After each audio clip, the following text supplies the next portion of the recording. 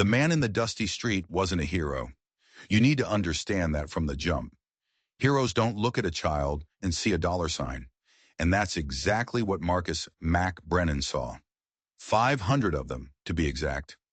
A fortune in this God-forsaken stretch of Arizona dust called Copper Creek. The sun was a hammer, beating down on the peeling paint of the crooked buildings. The air tasted of sand and regret. Mac swung off his horse, his boots sinking into the fine powder, the twin Colt 45s on his hips feeling heavy, comfortable. They were the only friends he had left. He was a bounty hunter, not the kind you read about in dime novels, chasing down black-hatted villains for the good of the territory. No, Mac was a pragmatist. He chased money, and for the last few years, the best money was in the one commodity the frontier had in endless supply: desperate people, runaway kids, orphans, children fleeing homes that were more like prisons.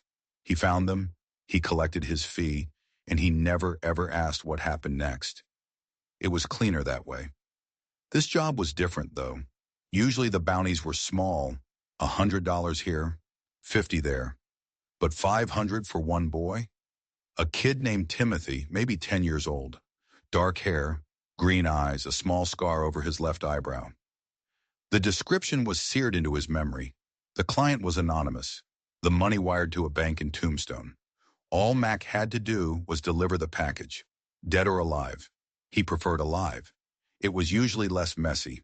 He walked down the main street, his spurs the only sound besides the whisper of the hot wind.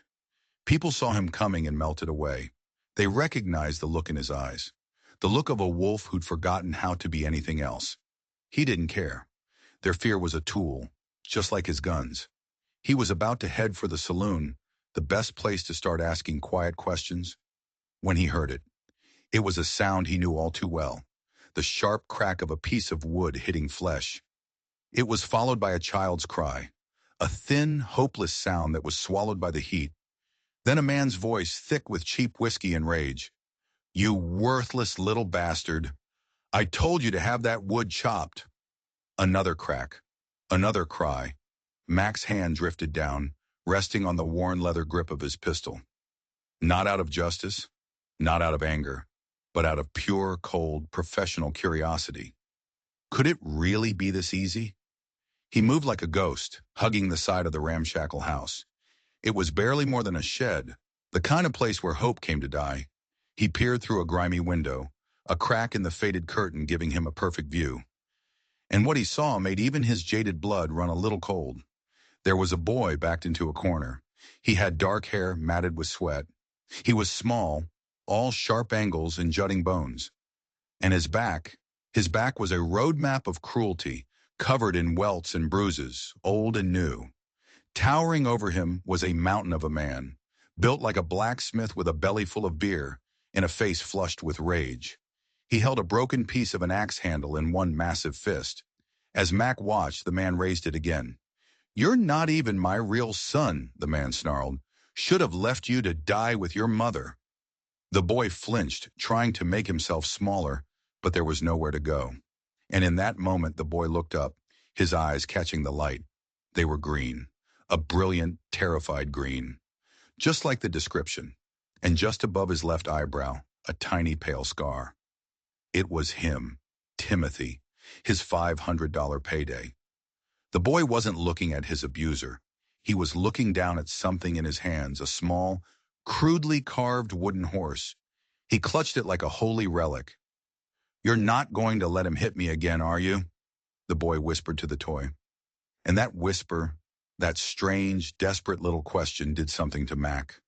It burrowed past the 15 years of cynicism, past the wall of professionalism he'd built around his heart. For a split second, he wasn't Mac the bounty hunter. He was just a boy again, in a different dusty room with a different angry man, whispering his own hopeless prayers that never got answered. He shook it off. This was a job. The abuse was unfortunate, but it wasn't his business. His business was the $500. The man raised the stick one more time. The boy squeezed his eyes shut, and in that instant, something inside Mac Brennan finally broke. He'd told himself for years he was just a businessman, but watching this, he realized a hard truth. There's a line between business and evil, and he was standing right on it. He took a step back from the window, his face a mask of cold fury. He drew both his Colts, the twin clicks of the hammers being pulled back, sounding unnaturally loud in the quiet afternoon. He'd kicked in dozens of doors in his career, but this one was different. This wasn't about a bounty. This was a rescue. The door didn't just open. It exploded inward, splintering off its hinges and crashing to the floor in a cloud of dust and rotted wood. Mac filled the doorway, a silhouette of vengeance against the blinding sun. Both guns leveled at the hulking man's chest. The man spun around, his eyes wide with shock and drunken confusion, the axe handle still raised. "Drop it," Max said. His voice was quiet, flat, but it cut through the stale air like a razor. It was the voice of a man who'd seen the bottom of the world and wasn't impressed by anything it could throw at him. "This ain't none of your business, stranger," the big man blustered, but his voice trembled. He was looking down the barrels of two guns held by a man whose eyes were as empty and cold as a winter sky. In the corner, Timothy stared, his small face a mixture of terror and a dawning, impossible hope. "Not your boy," Max said, his eyes flicking from the man to the child, noting the complete lack of resemblance. "And discipline doesn't leave marks like that." Mac took a slow step into the room. The floorboards groaned under his weight. "I said drop the stick." The threat was no longer implied. It was a promise. The man's face twisted, anger fighting a losing battle with fear. He'd built his world on being the strongest man in the room. That world had just ended. The axe handle clattered to the floor. "Good," Max said. "Now step away from him." The man, Timothy's stepfather, started to stammer. "Listen, mister, I don't know who you are." "Mac Brennan," Mac cut him off. "I'm a bounty hunter, and that boy is my property now." The name hung in the air. Even in a forgotten place like Copper Creek, the name Brennan carried weight. It meant trouble. It meant someone was about to have a very bad day. The stepfather's face went pale. "Bounty hunter? But he ain't done nothing wrong. He's just a kid." Mac holstered his left pistol, but kept the right one trained on the man. He reached into his vest, pulling out a folded piece of paper. It wasn't the private contract for Timothy. It was a generic wanted poster for a horse thief he'd been carrying for months. "Timothy Morrison," Max said, inventing the details on the spot. "Wanted for theft, $500, dead or alive." The lie was smooth, practiced. Timothy's eyes went wide. "I didn't steal nothing, mister. I swear." "I know, son," Max said, the gentle tone of his voice surprising even himself. Then he looked back at the stepfather, his eyes turning to ice. "Here's what happens now. I'm taking the boy. You're going to stay here and forget you ever saw me. If you follow, if you talk to a sheriff, if I so much as hear your name again, I will ride back here and I will end you. Do you understand me?" The big man, so full of rage moments before, just nodded, looking like a burst balloon. "Take him," he mumbled. "Worthless brat's been nothing but trouble." Mac gestured to the boy. "Get your things, Timothy." Timothy looked around the squalid room. There was nothing. A threadbare blanket, a broken chair. The only thing he owned was the wooden horse, still clutched tight in his hand. "This is all I got, mister." The words were quiet, but they hit Mac like a physical blow. "All right, then," Max said, his throat suddenly tight. "Let's go." As they reached the shattered doorway, the stepfather called out, his greed overcoming his fear. "Hey, what about my reward? I fed him, didn't I? I deserve a cut." Max stopped but didn't turn around. "Your reward," he said, his voice barely a whisper, "is that you're still breathing." Outside, the world seemed too bright, too big. Timothy stood beside him, a small, fragile shadow in the unforgiving sun. The welts on his arm stood out in sharp, angry relief. "Mr. Brennan," Timothy asked, his voice shaking, "are you really taking me to jail?" Mac looked down at the boy, at his target, his payday. The boy who was now, for better or worse, his responsibility. And those green eyes were looking up at him with a desperate, fragile trust he knew he was about to betray. "No, son." Mac heard himself say, the lie tasting like ash in his mouth. You're not under arrest. There are some bad men looking for you. I'm taking you somewhere safe. It was a lie. But what he didn't know yet was that it was also the truest thing he'd said in 15 years. Where are we going? Timothy asked, his small voice full of a hope that twisted a knife in Mac's gut. Mac's mind was a whirlwind. The original plan was simple. Ride north to Tombstone, hand the boy over to his contacts, collect the cash.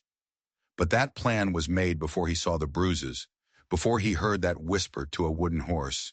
He needed time. He needed to think. And he needed the boy to be compliant. Your mother, Mac said, the lie coming with a sickening ease. She's in a town called Silver Creek. It's a few days' ride from here. She sent me to bring you to her. The effect was instantaneous. Timothy's face, so tight with fear, broke open into a smile of such pure, unadulterated joy that Mac felt like he'd been shot. My ma? She's alive? She's really waiting for me. Tears streamed down the boy's dusty cheeks, leaving clean trails in their wake. She had to go ahead, Mac improvised, hating himself with every syllable, to make sure everything was safe. She's been trying to get back to you ever since. It was cruel, possibly the cruelest thing he'd ever done, to build a hope this big just to tear it down later. But it was necessary. For now. I knew it, Timothy cried, wiping his eyes with the back of a small bruised hand. I knew she wouldn't leave me forever. Mac lifted the boy onto his horse, settling him in the saddle in front of him. He was shockingly light, a bundle of sharp bones and nervous energy. As they rode out of Copper Creek, leaving the town and the brutal stepfather behind, Mac was acutely aware of the small body pressed against his chest. The boy was a furnace of trust, and Mac was the man planning to lead him into the fire. The desert landscape unfolded around them, a beautiful, merciless canvas of red rock and pale sand. Timothy, buoyed by the lie, chattered endlessly. He asked a million questions about his mother, about Silver Creek, about the life that was waiting for him. Mac answered them all, weaving a fantasy, building a beautiful castle of lies, brick by painful brick. That night they made camp under a sky littered with so many stars it felt like you could fall into it. As they ate their meager meal of jerky and hardtack, Mac saw the full extent of the boy's injuries in the flickering firelight. Thank you, Mr. Brennan, Timothy said, his voice soft. I prayed someone would come. I prayed Ma would send someone. Mac didn't know what to say, so he just grunted and told the boy to get some sleep.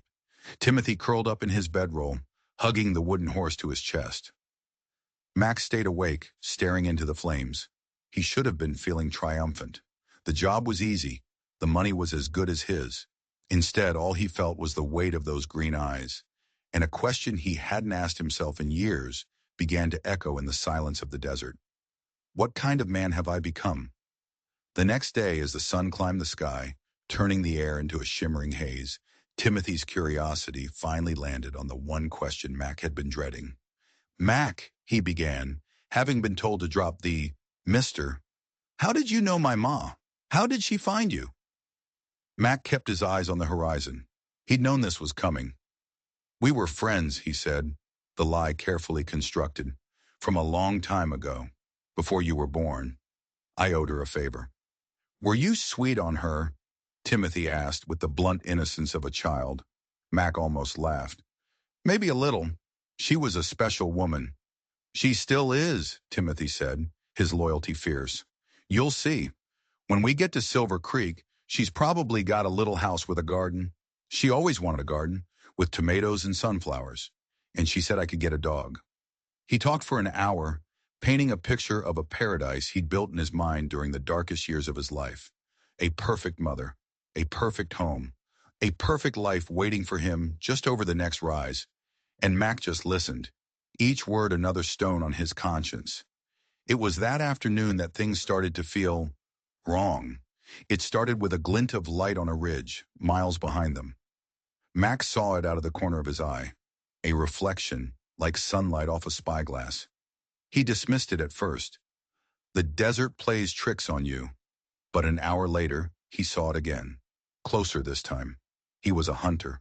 He knew the feeling of being watched, and he knew the feeling of being hunted. His hand went to his gun. It couldn't be the stepfather. That man didn't have the guts or the brains to track them. It wasn't the law. No sheriff knew about this. So who was it? He didn't let on to Timothy. He just pushed his horse a little harder, his eyes constantly scanning the back trail. The feeling grew, a cold knot in his stomach. The $500 suddenly didn't feel like enough. Not for this. Not for the feeling that they were walking into something far bigger and more dangerous than a simple collection. That night, as Timothy slept, Mac took the boy's wooden horse. He'd seen Timothy tracing the lines on it, whispering to it. It was more than a toy. On a hunch, he ran his thumb along the horse's belly. He felt a small notch, almost invisible. He pressed it. With a tiny click, a small section of the horse's underside popped open. It was a secret compartment. And inside, tucked into the hollowed-out space, was a small, tightly folded piece of oilcloth. Mac's hands trembled as he carefully unfolded it by the dim light of the campfire. It wasn't a letter. It wasn't a map. It was a drawing, a detailed sketch of a man's face. A man with cruel eyes and a distinctive scar running through his right eyebrow. Beneath the drawing were a few words written in a neat feminine hand. "He is your father. He is a monster. His name is Cyrus Blackwood. Never let him find you." Max stared at the drawing, his blood turning to ice. Cyrus Blackwood. He knew that name. Every bounty hunter west of the Mississippi knew that name. Blackwood wasn't just a rancher or a businessman. He was the king of a criminal empire that stretched from San Francisco to St. Louis. He dealt in mining claims, land grabs, and, as rumor had it, people. A man of unimaginable wealth and absolute ruthlessness. The $500 bounty wasn't for some runaway orphan. It was for the son of Cyrus Blackwood, and the people who had hired him weren't some anonymous third party. They had to be Blackwood's men. He looked over at the sleeping boy. This wasn't a recovery. It was a kidnapping. Mac wasn't a bounty hunter on this job. He was a pawn. And Timothy wasn't just a payday. He was the heir to an empire, and a target for a man who would stop at nothing to get what he wanted. He looked back at the dark ridgeline. The glint of light made sense now. They weren't just being followed. They were being hunted by the most dangerous man in the West. And he, Mac Brennan, was leading the lamb right to the slaughter. The world had shifted beneath Mac's feet. The simple, dirty job had become a complex, deadly one. He wasn't just a delivery man anymore. He was a key player in a game he didn't understand, and the stakes were a child's life. He carefully folded the oilcloth, slipped it back into the horse, and closed the compartment. He looked at Timothy, sleeping peacefully, and felt a surge of something he hadn't felt in a long, long time. Fear, not for himself, but for the boy. Cyrus Blackwood wasn't a man you crossed. He was a force of nature, a plague that wiped out everything in its path. And his own son was in his way. Why? Was Timothy a threat to an inheritance? The product of an affair Blackwood wanted erased? The question swirled in Mac's mind, but one thing was crystal clear. The men in Tombstone weren't just going to pay him and let him walk away. They were tying up a loose end, and that loose end was him. The lie about Silver Creek was no longer just a cruel deception. It was a death sentence for both of them. His instincts screamed at him to run, to dump the boy at the next town, take what money he had, and disappear into the territories. It was the smart play, the professional play. But he looked at Timothy's face, peaceful in sleep, the bruises on his skin a stark reminder of the world's cruelty. He remembered the boy's whisper to the wooden horse. He remembered the pure joy on his face when he spoke of his mother. He couldn't do it. He didn't know when the change had happened, when this piece of cargo had become a person, but it had. Leaving him was the same as killing him. He was in, all the in. At dawn, he woke Timothy with a quiet urgency. "Change of plans, kid. We're not going to Silver Creek." Timothy's face fell. "But, my ma, I know, I think the message I got was wrong. It's a different town, farther west. We need to move fast." It was a weak lie, but it was the best he could come up with. He needed to get them off the main trail, to find a place to hide and figure out his next move. They rode hard all morning, leaving the trail and heading into the broken, rocky country of the foothills. It was slower going, but it offered more cover.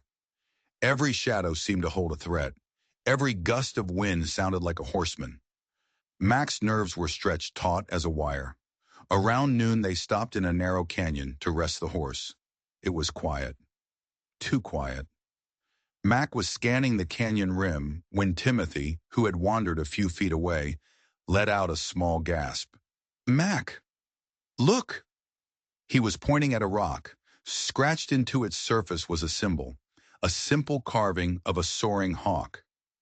"My ma used to draw this," Timothy whispered, his voice filled with awe. "She said it meant we were free." It couldn't be a coincidence. Not here, in the middle of nowhere. His mother had been through here. She had left a sign. Was she trying to tell them something? Was she still out there? Before Matt could process it, a voice echoed from the top of the canyon. "Brennan, you have something that belongs to Mr. Blackwood." Mac's blood ran cold. He grabbed Timothy, pulling him behind a cluster of boulders as the first shot rang out, a bullet whining off the rock just inches from his head. He peered over the edge. 3 riders, silhouetted against the sky. They weren't the kind of men who took prisoners. "Give us the boy, Brennan," the voice called again. "Mr. Blackwood will be generous. He might even let you live." Mac drew his Colt, his mind racing. They were trapped. 3 guns to his 1, and he had a child to protect. He looked at Timothy, who was shaking, his green eyes wide with terror. "It's all right, son," Mac lied, his voice steady despite the hammering in his chest. "You just stay put." He knew they couldn't stay here. They'd be pinned down, picked off. He had to do something desperate. He had to create a diversion. He looked at his horse, his loyal bay mare that had carried him for 5 years. It was his most valuable possession, his only real asset in the world. He gave her a final pat on the neck. "Sorry, old girl," he whispered. Then he slapped her hard on the rump. The horse, startled, bolted out from behind the rocks and galloped down the canyon. As he'd hoped, the men on the ridge opened fire, their attention completely focused on the fleeing animal. It was the opening he needed. "Run!" he yelled to Timothy, grabbing his hand. They scrambled up the other side of the canyon, using the rocks and scrub for cover as bullets kicked up dust around them. They ran until their lungs burned and their legs screamed in protest. They didn't stop until the sound of the gunshots faded behind them. They had escaped, but they were on foot, with no water, no food, and miles from anywhere. And they knew, with a terrible certainty, that the hunters would not give up. The game had just begun. The desert on foot is a different kind of hell. The sun wasn't just a hammer anymore. It was an anvil, and they were trapped on it. Every step was an effort, the sand sucking at their boots. Mac had his gun and the clothes on his back. Timothy had his wooden horse. That was the sum total of their possessions. "I'm sorry about your horse," Timothy said, his voice raspy. He hadn't complained once. Not about the heat, the thirst, or the fear. The boy had a core of steel forged in his stepfather's house of pain. "Wasn't your fault, kid," Max said, scanning their surroundings. They were exposed, vulnerable. They needed to find shelter, and more importantly, water, before nightfall. He remembered the hawk symbol. It had to mean something. A landmark? A signal? Timothy's mother had been smart. She wouldn't leave a random mark. She was leading them somewhere. "The hawk," Max said. "Did she ever tell you what it meant, besides freedom?" Timothy thought for a moment, his brow furrowed. "She told me a story once, about a hawk that built its nest in a secret place, a crack in the sky where no one could find it." A crack in the sky. It sounded like nonsense, but to a woman on the run, a woman hiding from Cyrus Blackwood, it might be a code. Mac looked around at the towering mesas and rock formations. A crack in the sky, a canyon, a narrow pass. They walked for hours, their hope dwindling with the setting sun. Just as Mac was starting to believe they were done for, he saw it, a sliver of darkness against the red rock of a massive mesa. A narrow canyon, almost invisible from a distance. It looked like a crack in the solid wall of stone, a crack in the sky. "There," he said, his voice cracking. "Let's go." The entrance to the canyon was choked with scrub brush and fallen rocks, but they pushed through. Inside, the temperature dropped immediately. The air was cool and still. It was a hidden oasis. A small spring trickled from the rock wall, pooling in a clear basin. They drank greedily, the cool water, the most delicious thing Mac had ever tasted. As they explored deeper, they found more signs. Another hawk symbol carved near the spring, and then a small cave hidden behind a curtain of desert ivy. Inside, it was clear someone had lived there. A small fire pit, a bed made of dried grasses, a few meager possessions tucked into a niche in the rock. And on a flat stone that served as a table, there was a letter. Timothy saw it first. "It's from Ma," he breathed, recognizing the handwriting. Mac picked it up. It was addressed to "My Little Hawk." "My dearest Timothy," it began, "if you are reading this, it means you have found your way, and the man who brought you is one to be trusted. I am sorry I had to leave you. It broke my heart every single day. But your father, Cyrus Blackwood, found out about you. He does not want a son. He wants an heir, a tool to be molded in his own cruel image. When I refused, he tried to take you by force. I ran, and I hid you where I thought you'd be safe, in a place so small and forgotten he would never look. I was wrong. He has been hunting me, and I know he will eventually hunt for you. I cannot lead him to you. I am going west to California, to a mission called San Juan Bautista. Find me there. Be strong, my little hawk. The sky is big enough for us to find each other again. All my love, Mother." Mac read the letter aloud. Timothy listened, his eyes filled with tears. Not of sadness, but of understanding. His mother hadn't abandoned him. She had saved him. She was fighting for him. But the hope was mixed with a new cold dread. Cyrus Blackwood wasn't just trying to recover his son. He was trying to capture him, and the mother was the only person who stood in his way. Suddenly, a sound from the mouth of the canyon made them both freeze. It was the crunch of boots on gravel. But it wasn't Blackwood's men.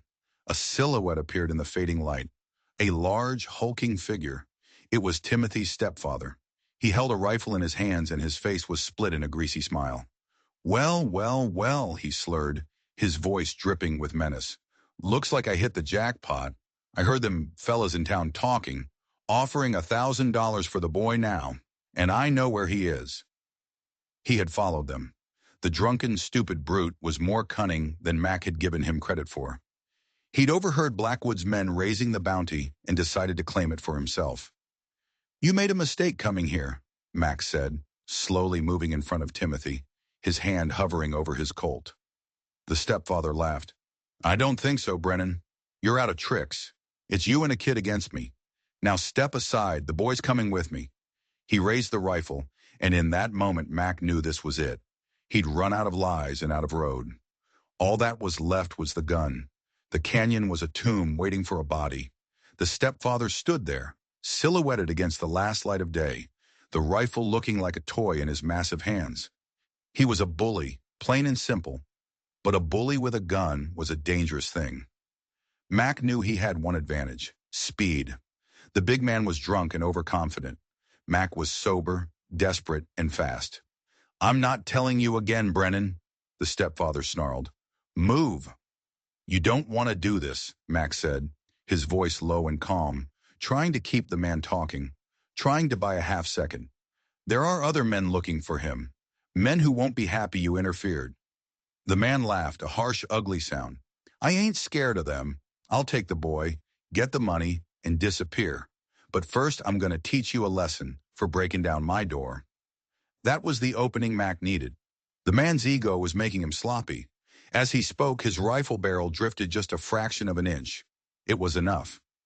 Mac drew his Colt in a single fluid motion that was the culmination of 15 years of practice. The gun was in his hand, cocked and aimed, before the stepfather's brain had even registered the movement. But the man was lucky. As Mac's finger tightened on the trigger, Timothy, in a panic, grabbed Mac's arm. "Don't!" The boy's cry threw Mac's aim off. The shot went wide, the bullet screaming off the canyon wall. The stepfather, jolted out of his stupor, fired back. The rifle boomed, the sound deafening in the enclosed space. Mac felt a searing, white-hot pain in his left shoulder as the bullet tore through muscle and glanced off bone. He stumbled back, the impact spinning him around. His gun clattered to the ground. The world swam in a haze of pain. Through it, he saw the stepfather advancing, a triumphant leer on his face. He saw him grab Timothy, the boy struggling and crying out. "Stupid move, bounty hunter!" The man grunted, dragging the boy towards the canyon entrance. "Now he's mine." Mac tried to push himself up, but his left arm was useless, a dead weight filled with fire. He was bleeding badly, the dark stains spreading across his shirt. He was going to fail. After everything, after all the running and the fighting, this drunken piece of garbage was going to win. He was going to drag Timothy back to Cyrus Blackwood, and Mac was going to bleed out on the floor of this cave. But as the stepfather dragged Timothy past him, the boy did something extraordinary. He wasn't crying anymore. His face was a mask of cold fury. With a strength born of desperation, he twisted in the man's grip and sank his teeth into the fleshy part of his hand. The man roared in pain and surprise, his grip loosening for just a second. It was all Timothy needed. He broke free and scrambled towards Mac. But he didn't just run to safety. He grabbed Mac's fallen Colt. The gun was huge in his small hands, heavy and awkward. But he held it with both hands, pointing it at his tormentor. The stepfather froze, his eyes wide. He looked from the gun to the boy, a flicker of disbelief on his face. "You wouldn't," he whispered. "You ain't got the guts." Timothy's hands were shaking, but his eyes were steady. They were the green eyes of his mother, the eyes of a hawk. "You hit me for the last time," he said, his voice small but clear as a bell. A shot rang out, but it didn't come from the Colt in Timothy's hands. It came from the canyon entrance. The stepfather's eyes went wide, a look of complete shock on his face. He looked down at his chest, where a dark red circle was rapidly blooming. He staggered, tried to speak, and then crumpled to the ground like a sack of grain. Standing in the entrance to the canyon were the three men from the ridge. Their leader, a man with cold, dead eyes, slowly lowered his smoking pistol. "We'll take the boy now, Brennan," he said, his voice devoid of any emotion. "Mr. Blackwood is getting impatient." They had followed the sound of the gunshots, and Mac, bleeding and disarmed, had led them right to the prize. Pain was a roaring fire in Mac's shoulder, but the cold dread that washed over him was worse. He was down. Timothy was terrified, and they were cornered by three professional killers. The leader, a tall man with a face like chipped granite, stepped over the stepfather's body without a second glance. "The boy has caused us a lot of trouble," he said, his dead eyes fixed on Timothy. "Mr. Blackwood will be pleased to have him back under his care." The other two men fanned out, their guns drawn, leaving no room for escape. Mac tried to get to his feet, his vision blurring. "You don't get it," he gasped, pressing his hand against his bleeding shoulder. "He's just a kid. Whatever Blackwood wants with him, he doesn't deserve it." The leader almost smiled. "What a man deserves has nothing to do with it, Brennan. This is about blood. It's about legacy. Now give me the boy, and I'll make your death quick." He took a step toward Timothy.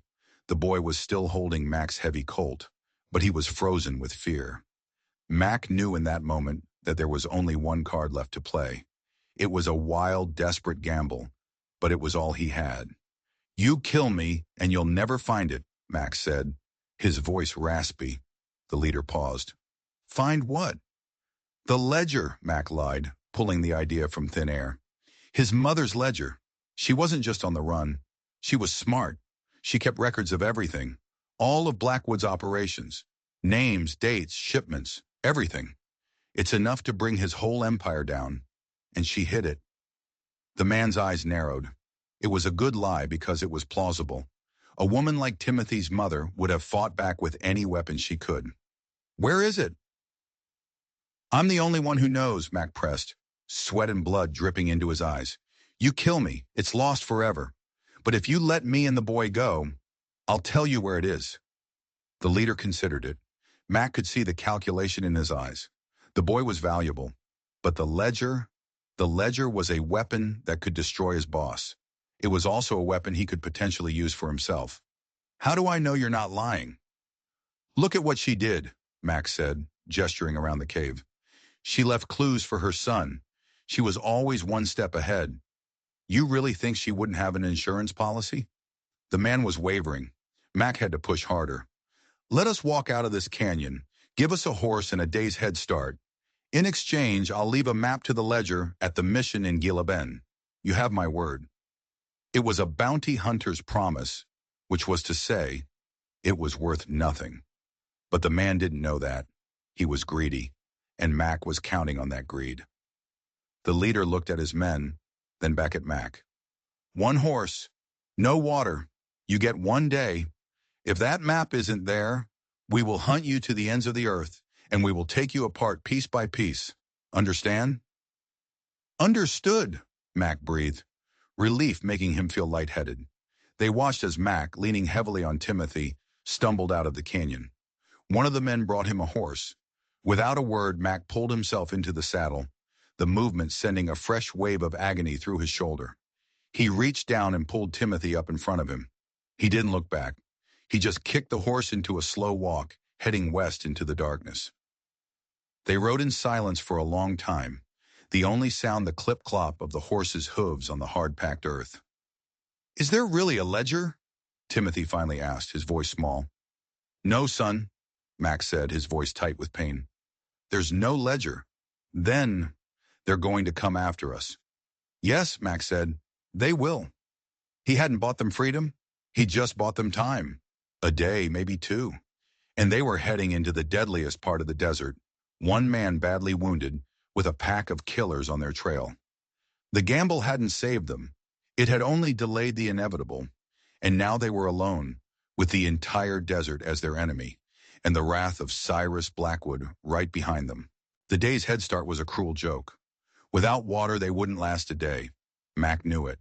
Blackwood's men knew it. They weren't giving him a chance. They were letting the desert do their dirty work for them. Mac was fading fast.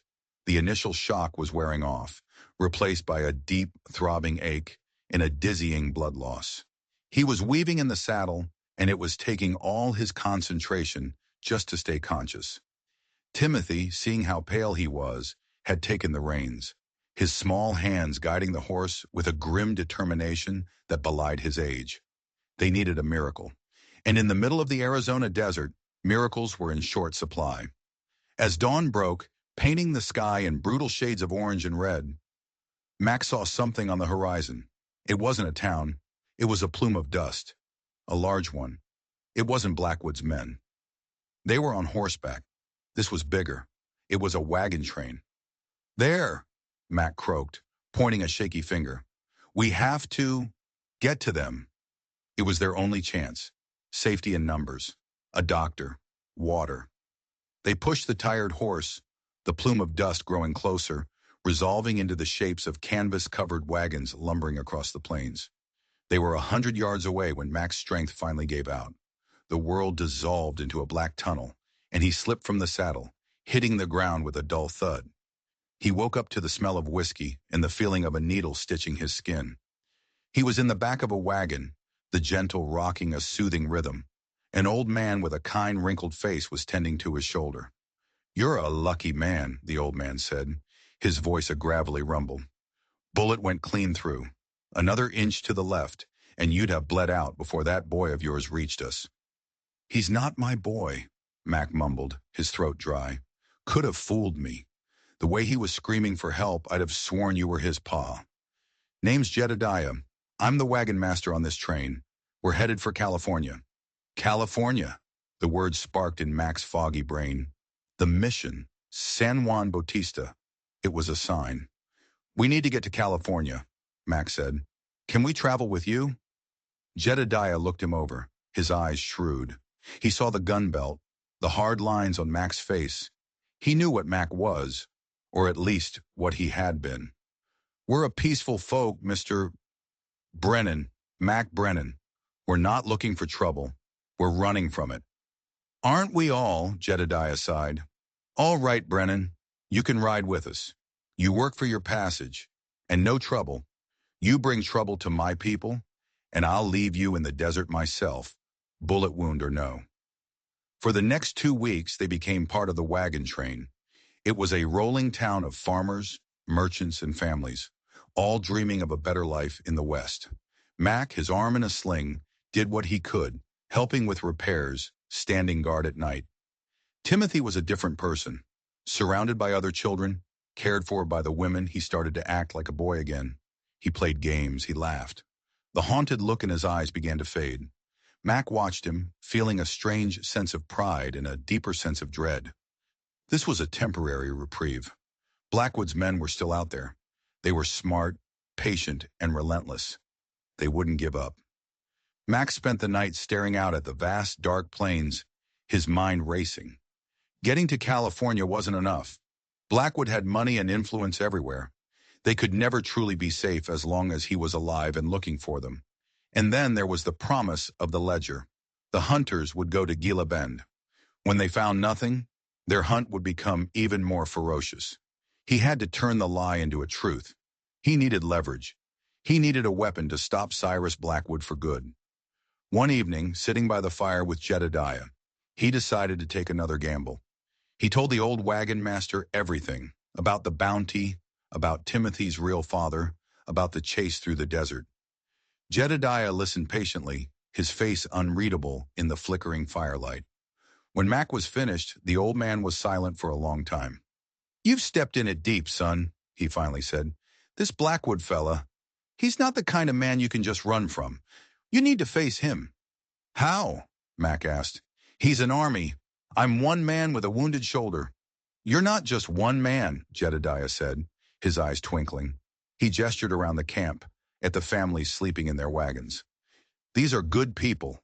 They've faced down storms, sickness, and bandits. They know how to fight for what's theirs." "This isn't their fight," Mac protested.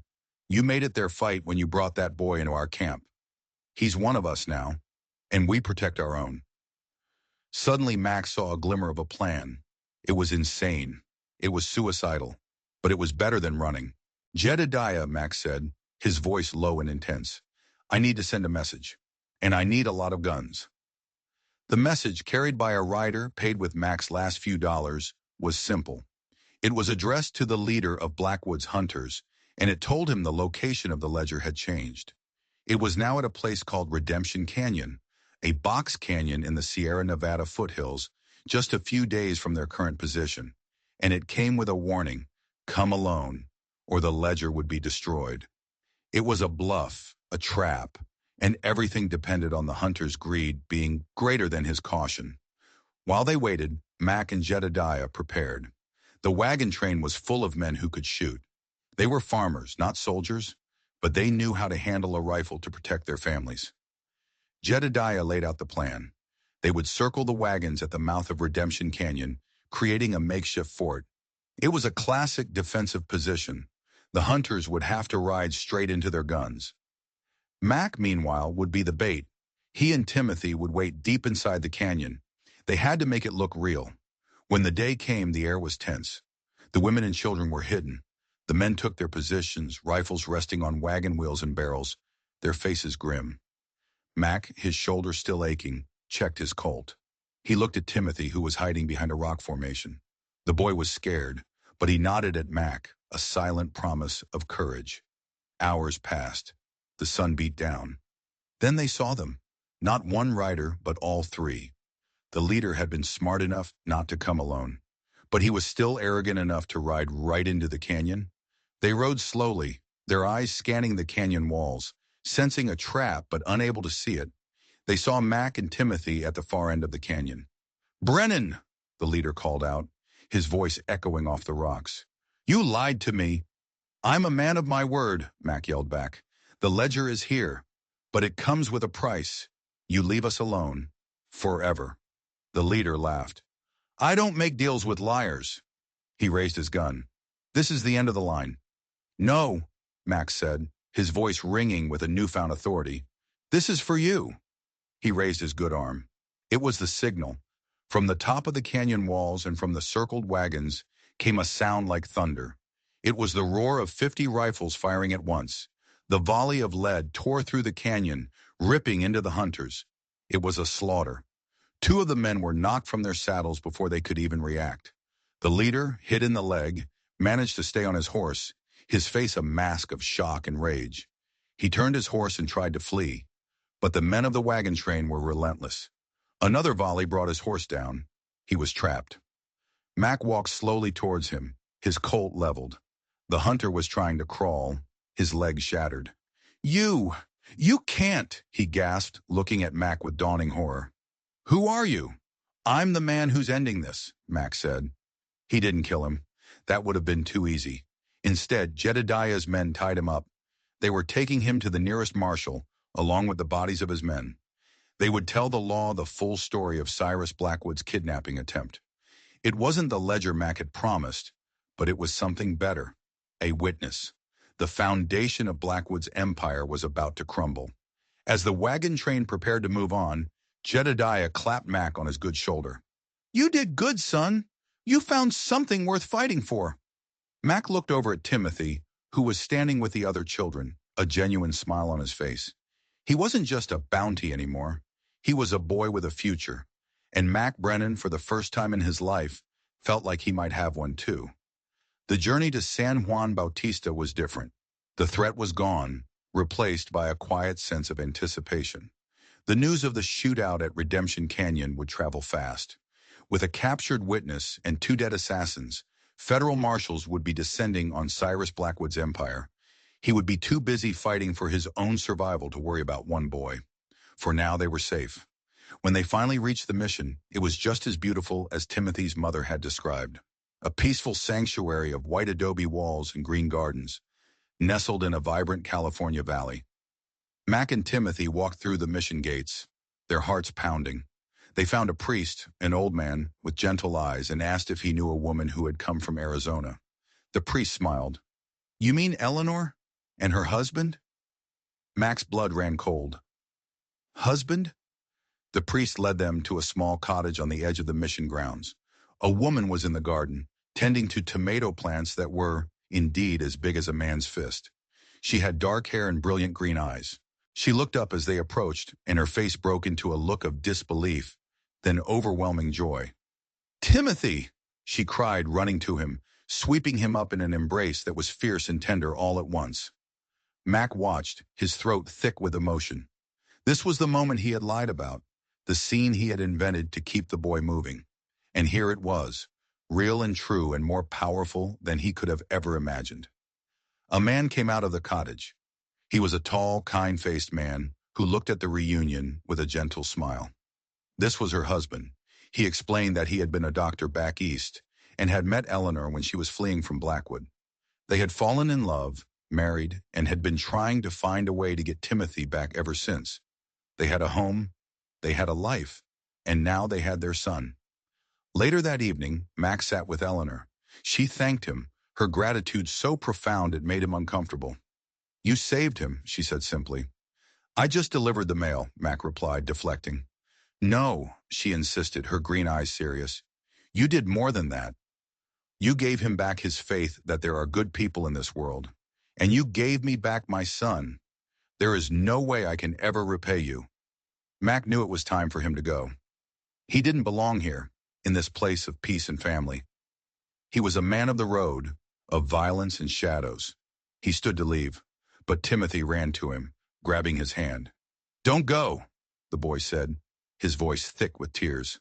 Stay with us. We're your family now. And that was the moment that finally broke Mac Brennan. The last wall around his heart crumbled to dust. He looked at the boy, at his mother, at the peaceful life they were offering him. He thought of the 15 years he had spent alone, chasing money, trusting no one. He thought about the man he had been and the man he could become. He knelt down so he was eye level with the boy. I'm not much of a family man, kid, he said, his voice rough with unshed tears. But I'm willing to learn. Mac never picked up another bounty. He stayed at the mission, trading his gun belt for a tool belt, helping the doctor and Eleanor build a new life. The ghosts of his past never fully left him, but they grew quieter, their voices drowned out by the sound of a boy's laughter. He learned that redemption wasn't a single act of heroism, but 1,000 small choices made every day. It was choosing kindness over cruelty, hope over despair, and family over loneliness. The man who rode into Copper Creek looking for a payday had found something far more valuable. He had found his soul. If you enjoyed this story of the Old West and believe that even the most lost soul can find their way home, do us a favor. Hit that subscribe button and ring the bell so you don't miss our next tale. And let us know in the comments. What do you think was the exact moment Mac's heart began to change? Thanks for watching. We'll see you on the next one.